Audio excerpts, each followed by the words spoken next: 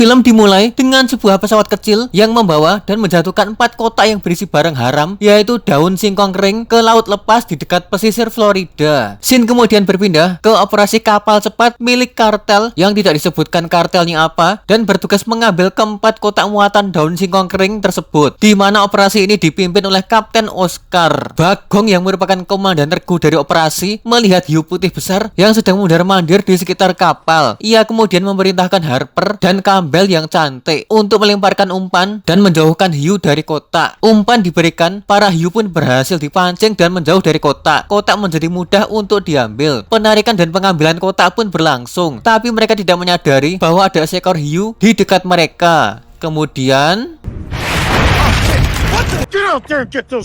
hiu itu pun menyerang kotak terakhir yang membuat isi kotak berhamburan dan jatuh ke dalam air. Oscar lalu tantrum dan menyuruh anak buahnya untuk mengambil kotak tersebut, menodongkan bedilnya, dan menyuruh Campbell yang cantik untuk turun ke laut. Setelah berhasil membawa beberapa toples daun singkong kering yang berhamburan, tiba-tiba si Campbell cantik dikagetkan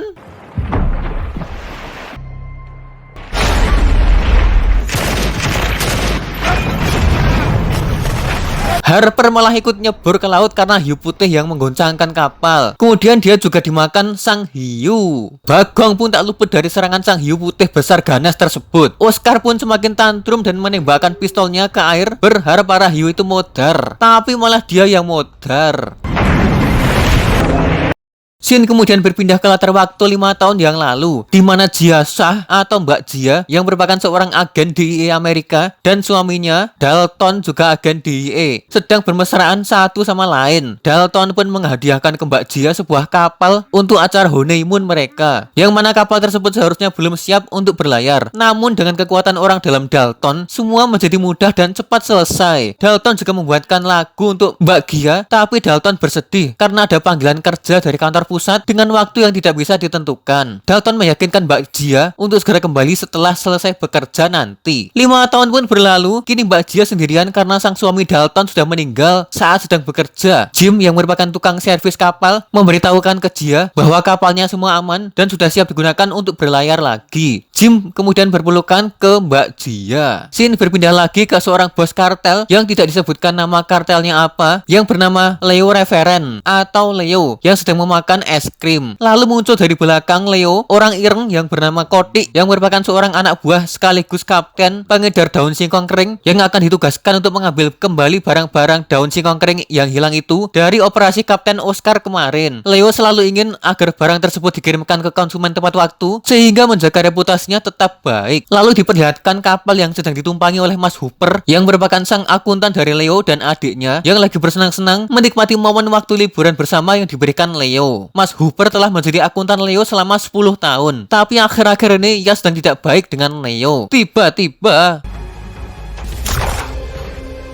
Mas Hooper langsung didor seketika oleh Leo, dan Cody pun seketika menggigil karena jangan sampai ia gagal dalam misi ini dan menjadi korban Leo selanjutnya. Mbak Jia kemudian berlayar mengarungi samudra seorang diri, menikmati dan mengingat momen liburannya ketika bersama Dalton dulu. Di sisi lain, anak buah Cody yang bernama Kipli, yaitu sang kacung Pauline atau Mbak Lee, seorang sniper yang merupakan anak magang di kapal. Silas, sang sopir, sedang bersiap untuk melakukan operasi. Cody datang dengan mobilnya dan berjalan dengan gagah perkasa seperti seorang pejabat yang sedang membawa beras. Ia kemudian bertanya siapa anak magang Mbak Lee tersebut dan memerintahkan Silas untuk terus mengawasinya. Charlotte Harlow atau Mbak T yang merupakan seorang pendamping Kapten Cody, yang mana Mbak T dan Cody selalu berbeda pikiran dan pendapat ketika disatukan. Cody pun meminta Mbak T untuk memeriksa latar belakang dari Mbak Lee, sang sniper, agar tidak ada pengendusan oleh pihak berwajib. Mbak T pun mengatakan kepada Cody bahwa Mbak Lee merupakan seorang sniper handal yang bisa dipercaya. Keduanya pun saling tatap-tatapan penuh amarah karena terus berbeda pendapat. Mbak Jia sedang asik menonton rekaman video nostalgia dengan mendiang sang suami, yaitu Dalton, yang sedang mengajarinya menyelam scuba. Ia pun kemudian segera bersiap untuk menyelam scuba untuk menikmati keindahan biota bawah laut ciptaan Tuhan. Tak disangka, ia kemudian menemukan beberapa toples misterius yang sangat mencurigakan. Ia pun mengambil satu toples tersebut dan membawanya ke kapal untuk dicek apa isinya. Toples tersebut merupakan teh matcha bubuk milik Leo tadi. Mbak Gia pun semakin penasaran dan membuka toples tersebut. Dan tak disangka lagi, toples matcha tersebut ternyata berisi sebungkus daun singkong kering yang ilegal. Mbak Gia pun segera menghubungi Lydia yang sedang berada di kantor DEA untuk melaporkan temuannya tersebut. Mbak T kemudian menyuruh Teller yang merupakan anak IT untuk segera masuk ke kapal. Teller disuruh oleh Leo untuk mendeteksi keberadaan barang-barang haram tersebut. Mbak Lee disuruh Teller untuk mengisi formulir pendaftaran pegawai jika ingin dibayar. Perjalanan pun dimulai. Mbak Lee dan Kipli pun langsung memantau area di sekitar kapal untuk memastikan tidak ada orang yang melihat aktivitas mereka. Teller kemudian menemukan lokasi barang haram tersebut dengan laptop canggihnya. Sementara itu Mbak Gia lagi-lagi sedang nostalgia dan menonton video dari Dalton yang sedang bernyanyi manja untuknya. Kotik pun melihat kapal lain dari kejauhan. Mbak T dan Kotik kemudian memerintahkan agar menurunkan senjata agar tidak ketahuan dan tenang seolah-olah sedang pergi liburan. Silas yang ngeker kapal itu pun melihat Mbak Gia yang hanya sedang memancing ikan. Kotik pun memerintahkan Silas untuk terus mengawasi Mbak Gia karena bisa jadi ia adalah mata-mata FBI. Mbak T kemudian meneropong dan menemukan serpihan kapal Oscar yang di awal film tadi. Peneropongan dilanjutkan ke Mbak Gia dan terlihat ia hanya minum minuman larutan penyegar dan tidak ada tanda-tanda orang lain. Kodik pun memerintahkan agar berjalan di antara kapal Mbak Gia dan serpihan kapal Oscar untuk bisa memastikan lokasi akurat. Mereka kebingungan karena kenapa bisa kapal Oscar bisa sampai jadi serpihan dan kemana semua orang-orangnya. Lagi-lagi Kodik dan Mbak T pun berdebat terkait Kodik yang ingin penemuan kapal Oscar ini harus disampaikan ke Leo, dan Mbak T pun kurang setuju karena tidak seharusnya dilaporkan dan memilih untuk mengambil kotak barang haram itu terlebih dahulu. Leo sedang bertemu dengan Pak Gubernur Florida, yaitu Gubernur Willis, untuk meresmikan tempat pariwisata baru untuk negara bagian Florida yang bernama Florida Keys. Dan sebagai gantinya, Gubernur memberikan dukungan penuh ke Leo untuk kelancaran bisnis daun singkong kering miliknya. Lalu Leo memberikan alat pelacak kepada Gubernur untuk bisa terus mengawasinya. Mbak T kemudian menelpon Leo untuk melaporkan bahwa ia telah menemukan kapal Oscar yang hancur dan kapal Mbak Gia yang berada di dekat mereka. Leo agak ragu soal kapal Mbak Gia yang terlihat hanya meminum minuman cap kaki 3 dan meminta Mbak TCS untuk terus mengawasinya dan menyuruhnya menelpon lagi jika ada kabar bagus. Setiap kotak dipasangi alat pelacak dan hanya akan aktif jika berada di radius 15 meter. Kotak tersebut berada di kedalaman 9 hingga 12 meter. Kipli kemudian menurunkan jangkar kapal untuk memfikskan kapal agar tidak bergerak. Mereka pun segera bersiap untuk misi penyelaman. Teller memberitahu mereka bahwa harus memasang alat pelacak kepada mereka untuk bisa mendeteksi mereka saat menyelam. Di sisi lain, Mbak Gia sedang sibuk memancing ikan. Setelah semua persiapan selesai, Kodik CS langsung menyelam ke bawah laut untuk segera mencari kotak daun singkong kering. Yang mereka tidak ketahui bahwa di bawah air terdapat hiu putih ganas yang siap menyerang mereka kapan saja. Mereka pun sampai ke lokasi kotak tersebut dan segera mengambil toples-toples daun singkong kering yang berceceran. Mereka juga berhasil menemukan ketiga kotak yang masih utuh. Teller kemudian menemukan sesuatu bahaya yang mendekat di laptopnya dan langsung mengecek dan memastikan keadaan sekitar. Lalu terjadilah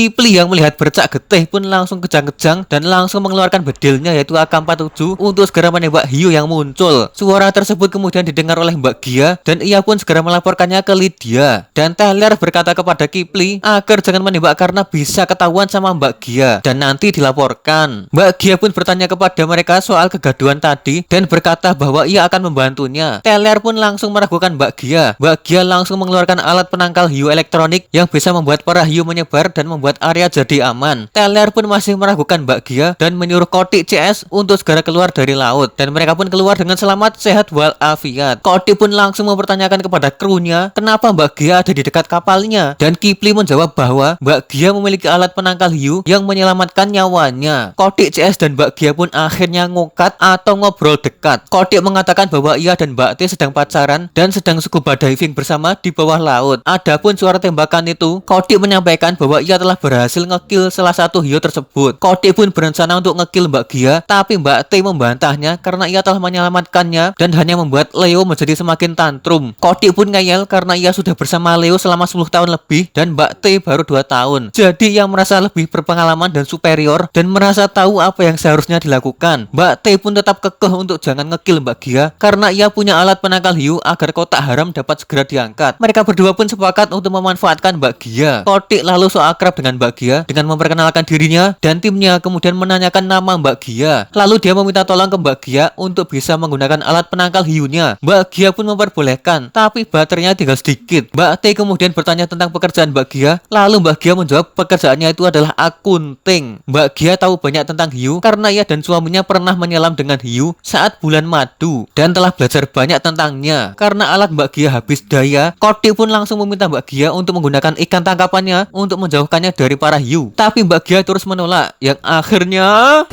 Look, I'm gonna have to insist. Pat her down. Check her ID. Mbak Gia pun diperiksa semua identitasnya oleh Kodik CS untuk mengetahui siapa dia sebenarnya. Kipli pun juga ikut memeriksa kapal milik Mbak Gia untuk memastikan keamanan. Teller pun ikut memeriksa identitas Mbak Gia lewat website dan tidak menemukan tanda-tanda mencurigakan. Tapi mereka masih mencurigainya. Mbak Gia kemudian dibawa oleh Kipli ke kapalnya, tapi Kipli yang menyetir. Dan Kipli malah merusak alat komunikasi di kapalnya Mbak Gia. Mbak Gia pun disuruh Kipli untuk menyebarkan umpan ke laut. Kodik dan Mbak T pun bertengkar lagi masalah Mbak Gia karena Kodik tetap berencana ngekill Mbak Gia. Lalu disanggah oleh Mbak T yang berkata jika ia membunuhnya, maka akan ada orang lain yang menyadari kehilangannya. Ketika Mbak Gia sedang memberikan umpan ke para hiu, lalu tiba-tiba telepon berdering dan ia pun ketahuan Kipli bahwa ia seorang agen DIA Amerika.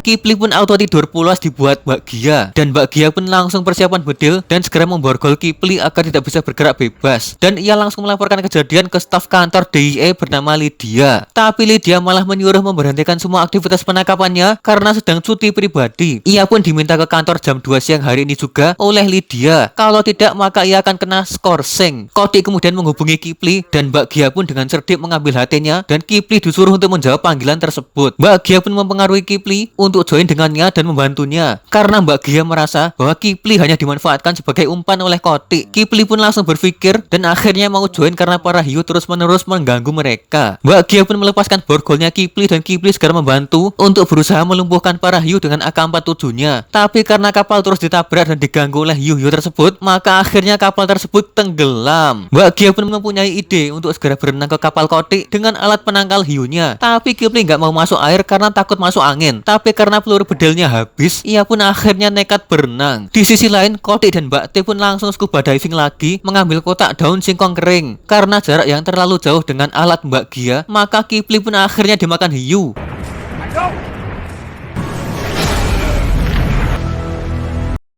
Teller kemudian mendapat telepon dari Pak Bos Leo kenapa ia tidak mendengar kabar terbaru dan menyuruhnya jika Kodik kembali ke kapal untuk segera menghubunginya. Kodik dan Mbak T pun segera gercep untuk bisa mengangkat kotak daun singkong kering itu dari dasar laut. Tapi para hiu itu terus mengawasi mereka. Teller dan Mbak Li pun panik melihat Kodik dan Mbak T terus diikuti oleh hiu, dan Mbak Li pun akhirnya ikut menyelam untuk membantu mereka ngekill para hiu tersebut. Dan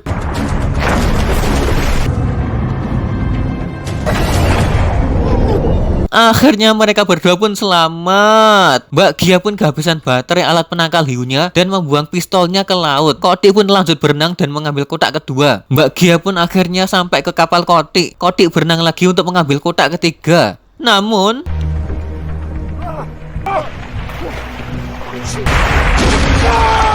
Mbak Li pun menembak hiu tersebut dan berhasil mengenainya. Tapi Kodik pun berusaha untuk menembak hiu tersebut, tapi ia kebingungan karena noob. Mbak Li pun akhirnya selamat.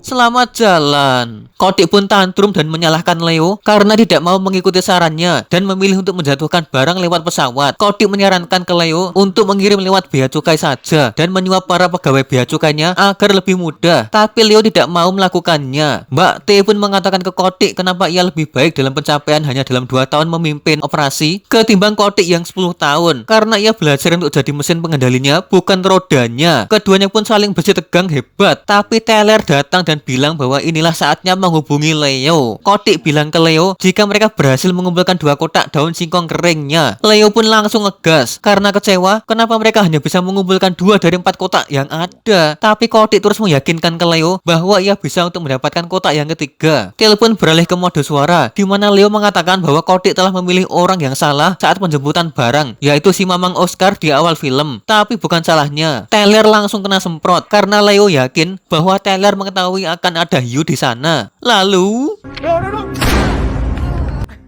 You see that? Leo pun percaya ke Mbak T karena telah mengerti apa yang diperintahkan tanpa harus berkata banyak dan tanpa menentang. Dan kalau kotak ketiga gagal diambil, maka Tyler akan langsung dimodarkan. Dan sekarang Mbak T yang disuruh untuk memimpin operasi ini menggantikan Kotik. Kotik dan Mbak T pun akhirnya bisa kompak, yaitu mereka kompak untuk menyelam dan langsung keluar setelah mendapatkan apapun dari isi kotak. Tapi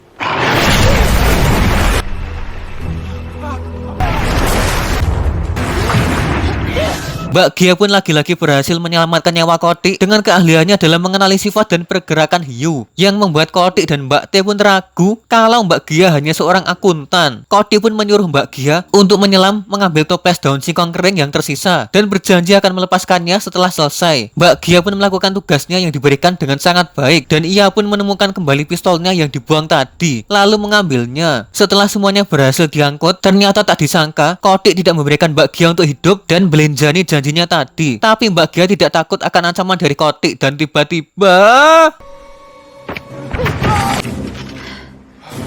Mbak Gia pun akhirnya mengakui bahwa ia merupakan seorang agen DIA, lalu menjatuhkan hukuman kepada mereka bertiga. Helikopter pun datang, tapi sayangnya itu bukan DIA, tapi seorang bos kartel Leo yang kejam. Kotik pun naik ke helikopternya Leo dan langsung ditanya siapa wanita itu. Kotik pun mengatakan bahwa ia merupakan seorang agen DIA. Perdebatan pun semakin panas, lalu terjadilah I can fix this. My brother can. Kotik pun akhirnya dimakan oleh para hiu putih yang kelaparan. Saking ganasnya hiu-hiu itu, tiba-tiba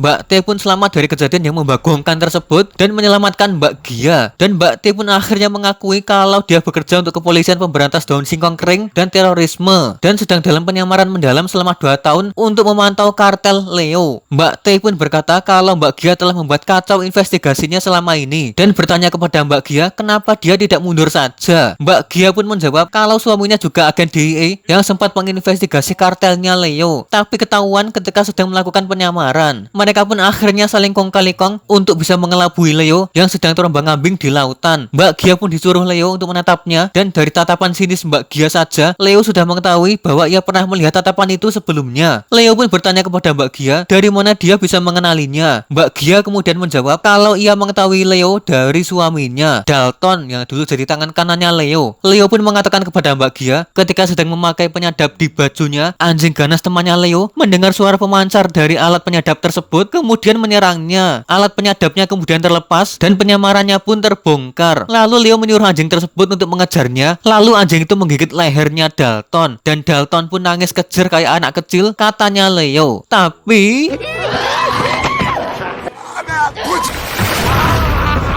Mbak T pun juga ikutan kebongkar kedoknya karena ia mengatakan ia butuh Leo hidup-hidup. Ketika sedang tegang-tegangnya, tiba-tiba muncul perahu dari kejauhan yang mendekati mereka yang ternyata adalah teman kerja Mbak Gia. Mbak Gia pun auto girang-girang dan menangkap Leo dengan tuntutan pengedaran daun singkong kering.